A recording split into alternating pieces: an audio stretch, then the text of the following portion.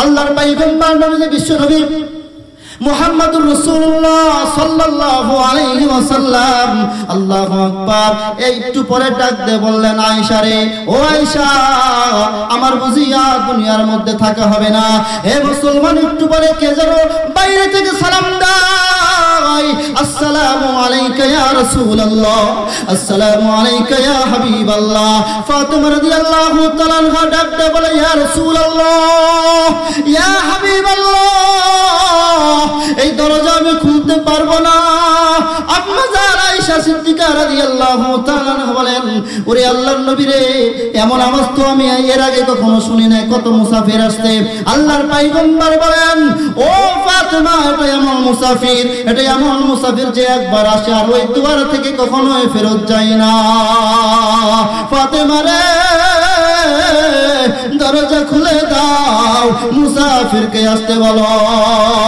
আল্লাহু আকবার, আল্লাহু আকবার। ফাতিমা রাদিয়াল্লাহু তাআলা আনহা যখন দরজাটা খুললেন, খোলার পরে ফাতিমা রাদিয়াল্লাহু তাআলা আনহা দেখার পরে আল্লাহু আকবার, তাশকি লেগে যাওয়ার মতো।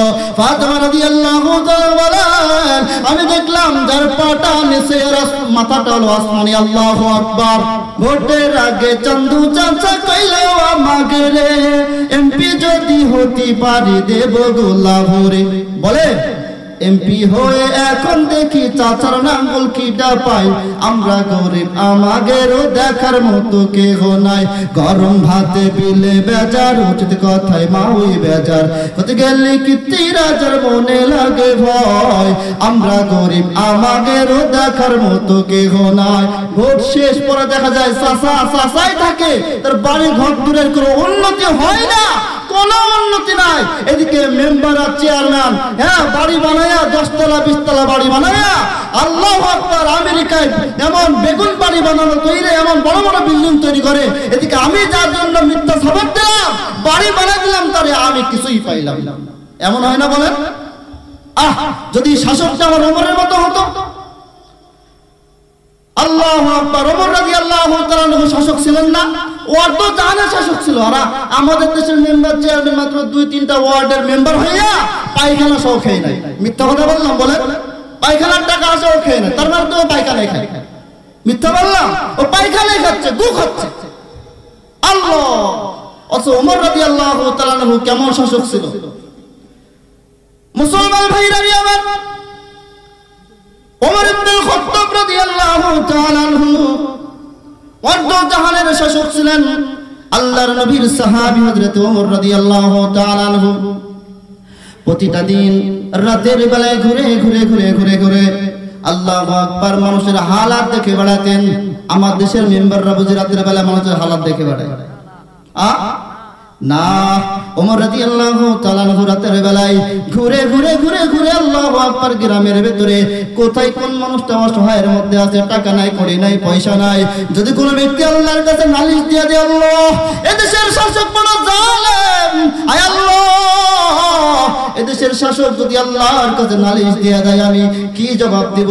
ওমর রাদিয়াল্লাহু তাআলা আনহু প্রতিটা দিন ছদ্মবেশে মুসলমান সুন্দর করে চাদরটা মুড়িয়ে চোখটা কোন রকম বাহির করে রাতের বেলায় পোছাদের, এমন সব কিছু দেখে বেড়াতেন, ঘুরে ঘুরে দেখে বেড়াতেন।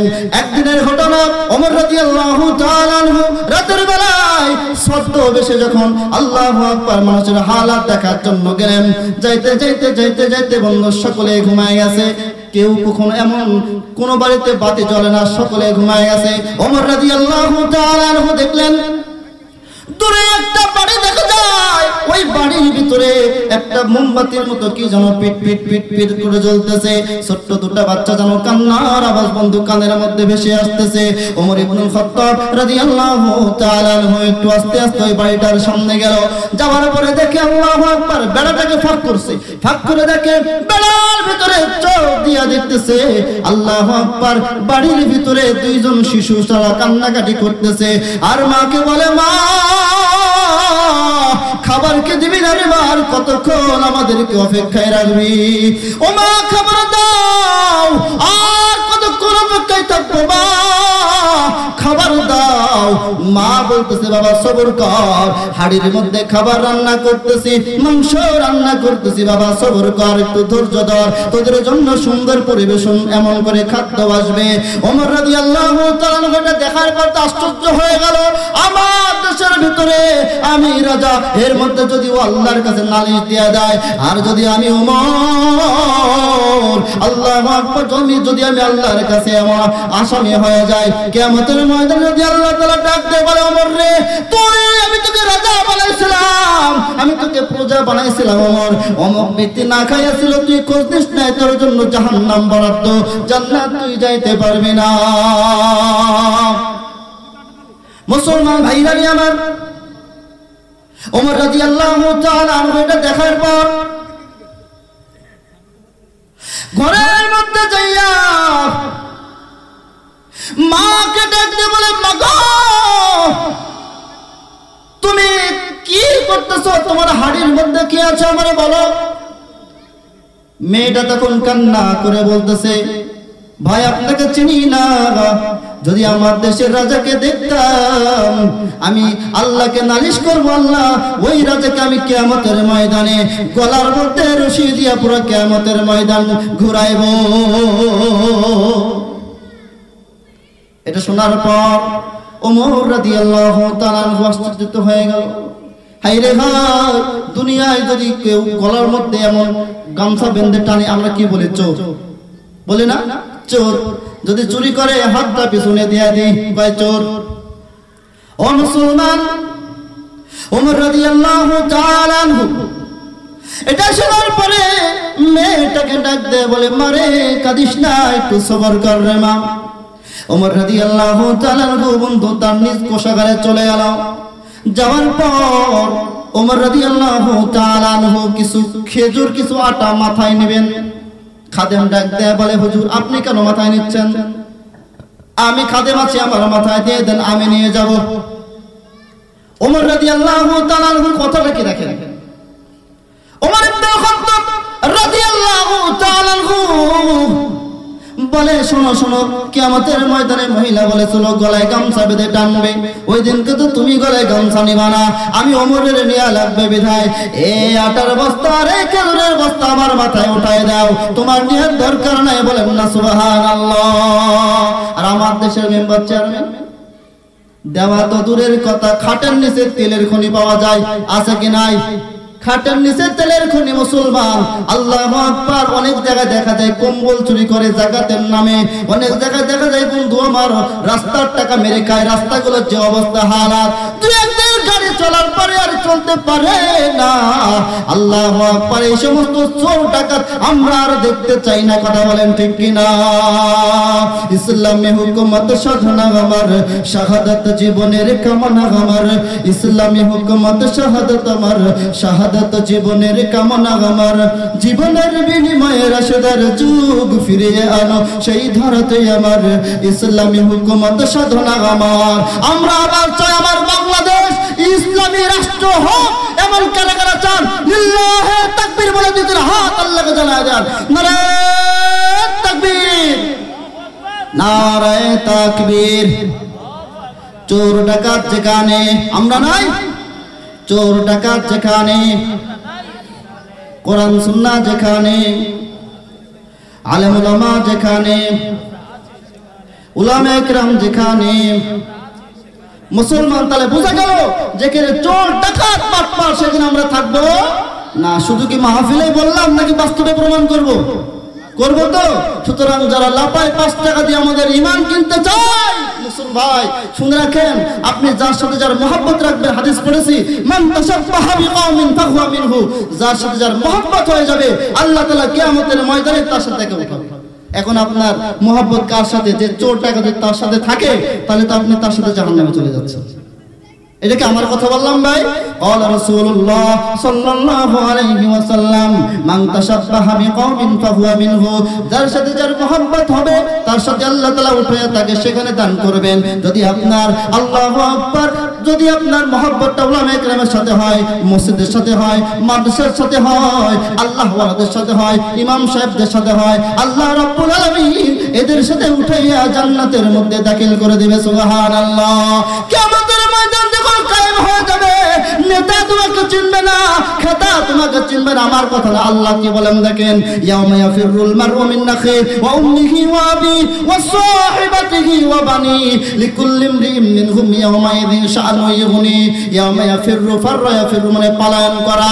কিয়ামতের ময়দানে মা পালায়ন করবে, বাবা পালায়ন করবে, ভাই পালায়ন করবে, সকলে পালায়ন করবে, কলিজার টুকরা ধন সন্তান পালায়ন করবে। সেখানে তোমার কোথা নেতা আর খেতা? মা যেখানে পালায়ন করবে সেখানে কোথায় নেতা আর খেতা? কোনো কাজে আসবে না। কিয়ামতের ময়দানে বলবে যা যা যা দূর হয়ে যা, আজকে আমার আর কিছু করার নাই, তোর জন্য রাখলাম জাহান্নাম, তুই জাহান্নামের মধ্যে দাখিল হয়ে যা। এ মুসলমান, পাগল পাগল যে পাগল তার ভালোটা সে বুঝে, কিন্তু আমি এমন পাগল হইলাম আমার ভালোটা আমি বুঝলাম না। মুসলমান, আমার মতো নির্বোধার কপাল পোড়া কয়জন আছে? যদি একটা মানুষ দেখি আগুনের মধ্যে ঝাঁপ মারে, বলেন তো আমি তারে কি করবো? ঠেকাবো না? একটা মানুষ দেখতেছি ব্যক্তি আগুনের মধ্যে ঝাঁপ মারবে, আমি যদি না ঠেকাই তাহলে আমার মতো পাগল কেউ আছে? আরে ভাইয়া, হুজুররা বয়ান করতেছে, উলামে ইকরাম বয়ান করতেছে যে বাবা তুমি যাদের পিছে দৌড়াইতেছো, যাদের জন্য তুমি টাকা খরচ করতেছো, সময় খরচ করতেছো, মুখের জবান খরচ করতেছো, কিয়ামতের ময়দানে এরা তোমার কোনো কাজে আসবে না, সব তোমাকে ধোঁকা দিয়ে চলে যাবে। আল্লাহ তাআলা বলে বান্দা, ইয়াউমা ইয়াফিরুল মারউ মিন আখি ওয়া উম্মিহি ওয়া আবি ওয়া সাহিবাতিহি ওয়া বানি, সকলে পলায়ন করবে, সকলে পলায়ন করবে। মুসলমান ভাইরা আমার, এইজন্য আল্লাহ তাআলা বলেছেন ইয়া আইয়ুহাল্লাযীনা আমানুত্তাকুল্লাহ ওয়া কুলু কাওলান সাদীদা, যারা সত্য কথা বলে, যারা সত্যবাদী, এদের সাথে থাকো। বলেন তো আমার আপনার নবী জীবনে কখনো একটা মিথ্যা কথা বলছে নাকি? বলছে? পুরা 63 বছর জীবনে আমার আপনার নবী একটা মিথ্যা কথা বলছে? মুসলমান, আল্লাহর পয়গম্বর বলেন ইন্নামাল উলামা ওয়ারাসাতুল আম্বিয়া, আমি নবী তো থাকবো না, আমি নবী তো দুনিয়া থেকে বিদায় হয়ে চলে যাব, কিন্তু শুনে রাখো আমি একদল লোক রেখে গেলাম, তারা আমার ওয়ারিস, তারা হলো উলামা ইকরাম। এদের সাথে থাকো। এদের সাথে থাকলে কি হবে? আল্লাহ রাব্বুল আলামিন বলেন উলামা ইকরাম যে কুরআন পড়েছে, উলামা ইকরাম যে আল্লাহু আকবার হাদিসকে তেলাওয়াত করেছে, ওরা কিয়ামতের ময়দানে তোমাদের সাথে হওয়ার কারণে আল্লাহ রাব্বুল আলামিন ওদের সাথে সঙ্গী বানিয়ে তোমাকে জান্নাত দান করে দিবে। সুবহানাল্লাহ। জীবনে কখনো মিথ্যা বলনি কে? সে বলেন তো? বিশ্বনবী মুহাম্মদ রাসূলুল্লাহ কখনো মিথ্যা কথা বলেন নাই।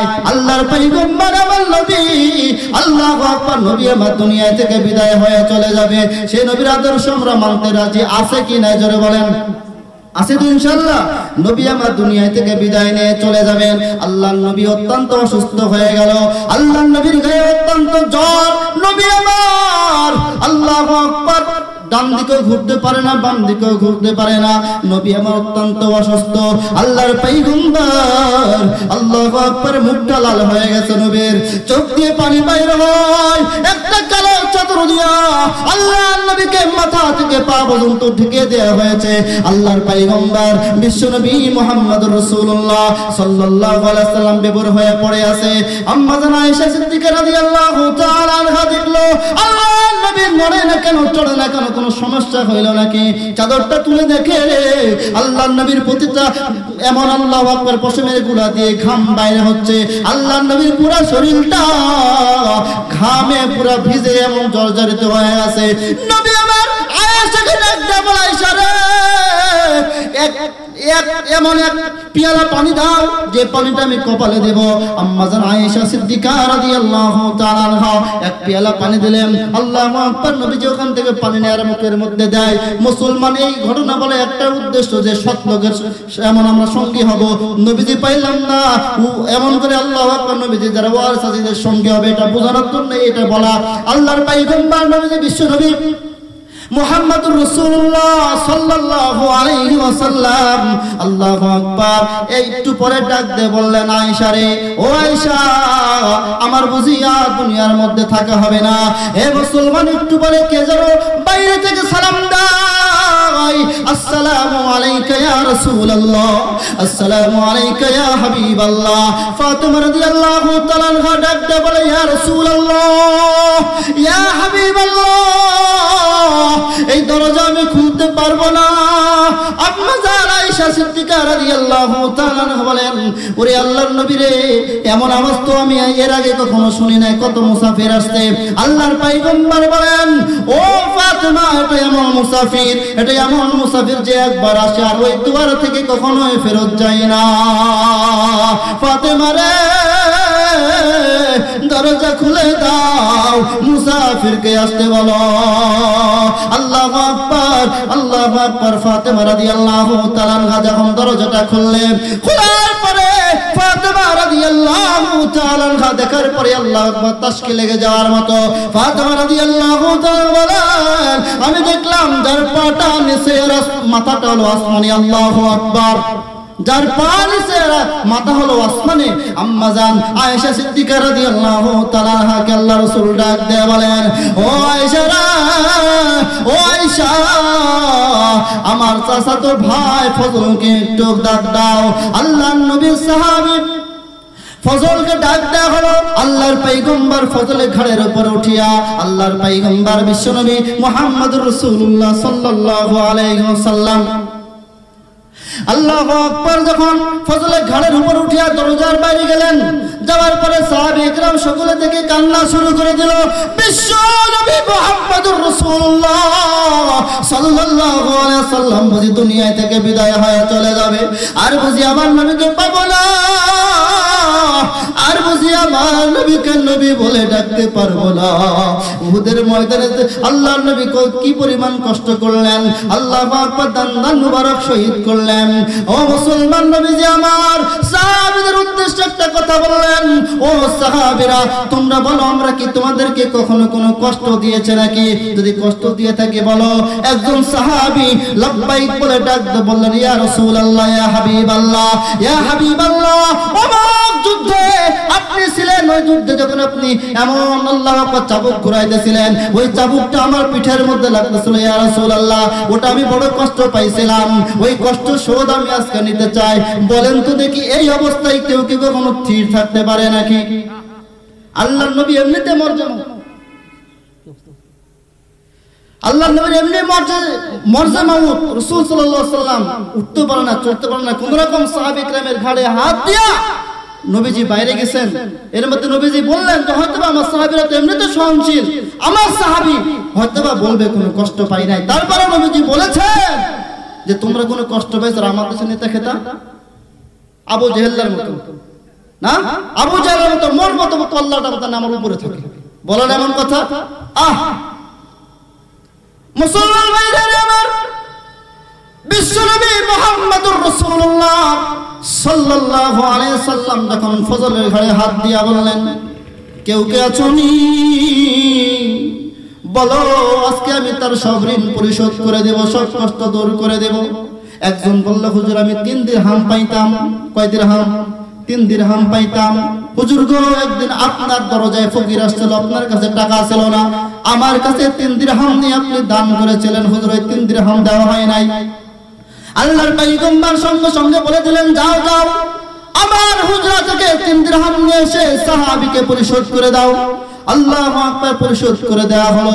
আল্লাহর পয়গম্বর বিশ্বনবী মুহাম্মদ রাসূলুল্লাহ এবার বললেন, কেউ কি আছো গো, আমার হাতের দ্বারা মুখের দ্বারা কেউ কোনো কষ্ট পাইছো? সাহাবী ডাকতে বলল, লাব্বাইক ইয়া রাসূলুল্লাহ, অমুক যুদ্ধে আপনি যখন চাবুক এমন ঘুরাইতেছিলেন, ওই চাবুকটার আঘাত আমার পিঠের মধ্যে লেগেছিল। ইয়া রাসূলুল্লাহ, ইয়া হাবিবাল্লাহ, আজকে আমি তার প্রতিশোধ নিতে চাই। ওমর ডাক দে বলে, ও বেঈমান, যত মারা তুই আমাকে মার, আমার রাসূলকে আঘাত দিস না। তাকে দেখ, রাসূলের মুখ পানে দেখা দেখ, নবীজির মুখের দিকে তাকানো যায় না রে, নবীজির মুখটা লাল হয়ে গেছে। আল্লাহু আকবার, তাকে দেখ, রাসূলের শরীরের মধ্যে কোনো বল নাই, তুই কেমনে রাসূলকে মারবি? তোর কি মায়া লাগে না? তোর কি দয়া লাগে না? এই রাসূলকে তুই মারবি কেমনে? এই পছন্দ সাহাবী ওমরের পিঠকে দেখিস নাই?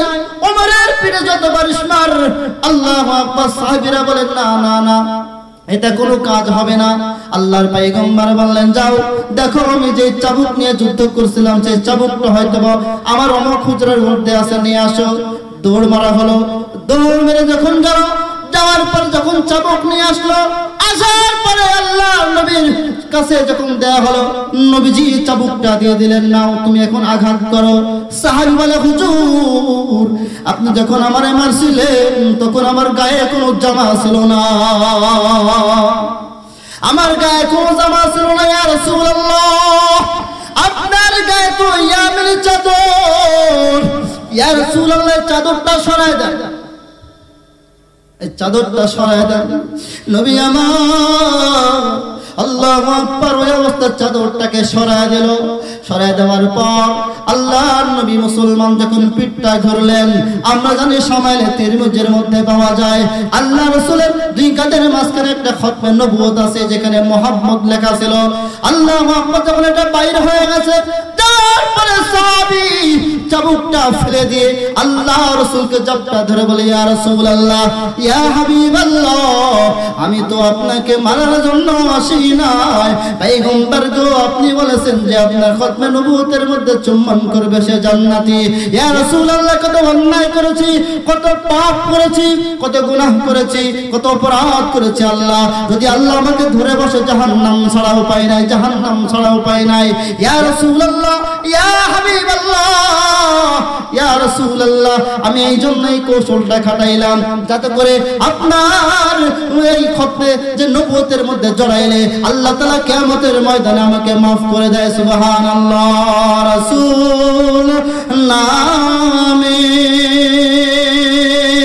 ওরকে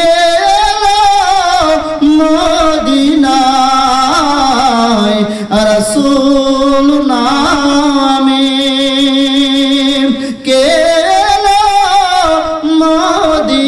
মদিনায়, রাসূল নামে। ওরে হাতে তে তসবির মালা, কে যায় ওই কামলে ওয়ালা রে, আল্লাহু আকবার। ওরে হাতে তে তসবির মালা, আল্লাহু আকবার, কে যায় ওই কামলে ওয়ালা রে। ওরে এমন রোজি হবে কে সে আল্লাহ মদিনায়, রাসূল নামে কে মদিনায়, রাসূল নামে। সেই নবীর মধ্যে যদি আখলাক আজকে আমার দেশের নেতা খেতাদের মধ্যে থাকতো, বলেন চোর ডাকাত কি থাকতো?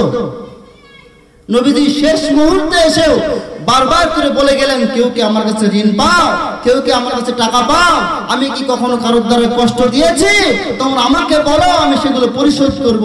আর আমার দেশের নেতা খেতা আরো পাওয়া পাবে তো দূরের কথা, বরঞ্চ দিনে দুপুরে হত্যা করছে, জবাই করছে। কথা বলেন ঠিক ঠিক? মিথ্যা কথা বললাম ভাই? মিথ্যা কথা বললাম? শুধু চেয়ারের লোভে, শুধু চেয়ারের পাওয়ারের লোভে আল্লাহ তাআলাকে ভুলে গেল, মনে করতেছে বুঝে আমারে মরা লাগবে না, মরা লাগবে না। আচ্ছা বলেন, নমরুদের সম্পদ আল্লাহ কম দিছিল? ফিরাউনের সম্পদ আল্লাহ কম দিছিল? টাকা পয়সা কম দিছিল? আরে বাংলাদেশের কথাই বলেন, যত নেতা খেতা ছিল এদের টাকা পয়সা আল্লাহ কম দিছিল? নামটা আমার করলাম না। যত টাকা পয়সা ছিল এদেরকে আল্লাহ সম্পদ কম দিছিল? কিন্তু সব কি হলো? সব তো শেষ, সব তুই যা এখন চট্টি বাট্টি গোল, এখন আর কিচ্ছু নাই। কথা বলেন ঠিক কিনা? এগুলো তো কোনো কিছুই কাজ এমন হবে না, আসবে না। দিন শেষে তো ওই মালিকের সামনে যাওয়া লাগবে। কথা বলেন ঠিক কিনা? যাওয়া লাগবে না? ফাইদা জাজালহুম লা ইস্তাখিরুনা সাআতান ওয়া লা ইস্তাকদিমুন। তুমি যে ওপর থেকে বাজেট হওয়া যে টাকাটা গরিবের জন্য আসছিল, তুমি যে সেটা নিজে পকেটে ভরছো, এর হিসাব আল্লাহর কাছে দেওয়া লাগবে। তুমি যে মিথ্যা কথা বলে মানুষকে ধোঁকা দিয়েছো, ভোটের আগে কথা বলে মানুষকে ধোঁকা দিয়েছো, ভোটের পরে গেলে একটা মানা নাই। মনে রাখো, মনে রাখো, মরার পরে আল্লাহ তাআলা ধরবে, এমন ধরা ধরবে যার পালাবার কোনো সুযোগ না। আছে না? কেউ কি মানে মারা গেছে আবার আসছে এমন একটা হয়েছে? হয়েছে নাকি? মারা গেছে আবার ফিরে আসছে এমন একটা হয়েছে? একটাও হয় নাই। সুতরাং তুমিও মারা যাওয়া নেতা, তুমিও মারা যাবা, বাহাদুরি বাদ দাও। নমরুদ ছিল, আল্লাহু আকবার, মানুষের সাথে কত অত্যাচার করেছিল, ফিরাউনের মতো অত্যাচারী শাসকের কয়জন ছিল? সম্মানিত হাজিরিন, ফিরাউন নয়, তার নাম শুনলে সবাই সিসি করে থুতু মারে। তুমি মনে করছো আমি মেম্বার, আমি চেয়ারম্যান, আমি প্রধানমন্ত্রী, আমাকে সবাই দাম দেয়? তোমাকে সামনে সামনে দাম দেয়, নিচে নিচে সবাই কোসো। কথা বলেন ঠিক কিনা? কথা বলেন ঠিক কিনা? চায়ের দোকানে বসলে বোঝা যায় তোমার কেমন দাম। মিথ্যা কথা বললাম? মিথ্যা কথা বললাম না? চায়ের দোকানে বসলে ওই শালা অমুক, ওই শালা অমুক, ওই শালা অমুক, বলে না, বলে না, বলেন, বলে না, বলে না। আর এখন কেমন হয়েছে? আগে সবাই ছিল আওয়ামী লীগ, এখন যখন আওয়ামী লীগ চলে গেল এখন সবাই বিএনপি। করতাম আমি আওয়ামী লীগ, এখন করি বিএনপি, আগামীতে হতে পারি যেন একজন এমপি। এমপি হওয়ার জন্য এখন সবাই বিএনপি। আওয়ামী লীগও এখন দেখছে না, যদি আওয়ামী লীগ পরিচয় দিই তাহলে তো মাথা খারাপ, বলা যায় না কখন কোন সময় কে এসে আমার হত্যা করে ফেলে। এখন বিএনপি সিগন্যাল দাও, সবাই বিএনপির ব্যানার, বলে না? করতাম আমি আওয়ামী লীগ, এখন করি বিএনপি, আগামীতে হতে পারি যেন একজন এমপি, আগামীতে হতে পারি যেন একজন এমপি। 555 অথবা পাইপটা নিব দুঃখে, মঞ্চে মঞ্চে বক্তৃতা দেব, কাঁদিব দেশের দুঃখে। আরে বাবা, আমাকে ভোট দিলে আমি রাস্তা করে দেব, আমি কালভার্ট করে দেব, আমি আমক করব, তমক করব। ভোট শেষ, সব শেষ। কথা বলেন ঠিক কিনা? 555 অথবা পাইপটা নিব দুঃখে, মঞ্চে মঞ্চে বক্তৃতা দেব, কাঁদিব দেশের সুখে। সভা সমিতিতে করতালি পাবো, কেহ দিবে ফুলমালা, হয়তো বা কোনো দুর্মুখী বলে পিছনে বলবে শালা। মিথ্যা কথা বললাম? পিছনে শালা বলবে, আর আমি এদিকে ভাষণ চাইনি, আমি ভাষণ দিচ্ছি অমক ভয় তমক ভয়, কিন্তু পিছনে দেখা যায় আমাকে শালা বলছে। কথা বলেন ঠিক কিনা? আর যারা বলেন ঠিক কিনা? নারায়ে তাকবীর, নারায়ে তাকবীর, নারায়ে তাকবীর। দ্বিতীয় বক্তার আগমন। আপনারা ঘুমাইছেন নাকি? মেহমান আসতেছে, আমরা যদি তাকে বরণ করে না নিতে, বরণ কে করবে? একটু আমরা সকলে শক্ত হয়ে লিল্লাহে তাকবীর, আল্লাহর নামে তাকবীর। আমরা যদি আবার ওমরের মতো তাকবীর দিই, যদি আমরা আবার সেই হযরত খালিদ বিন ওয়ালিদের মতো তাকবীর দেওয়া শুরু করে দিই, ইনশাআল্লাহ বাংলার জমিনে আবারও কালিমার পতাকা পতপত করে উঠবে। কথা বলেন ঠিক কিনা? নারায়ে তাকবীর, নারায়ে তাকবীর।